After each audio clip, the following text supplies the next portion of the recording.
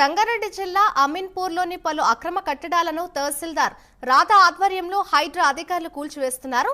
ఐలాపూర్ గ్రామ panchayat survey number 119, 121లో అక్రమ venture ఏర్పాటు చేసి నిర్మాణాలు చేశారు. హైడ్రా ఆదేశాల మేరకు రెవెన్యూ అధికారులు వెంచర్ అక్రమ కట్టడాలను కూల్చివేస్తున్నారు. అలాగే సర్వే నంబర్ 462లో గల ప్రభుత్వ భూమిలోని 17 గుంటల్లో ఫ్యూజియన్ ప్రైవేట్ స్కూల్ నిర్మించారు. దీంతో స్కూల్ గేటు, రూమ్లు, గ్రౌండ్ను జేసీబీలతో అధికారులు కూల్చివేశారు.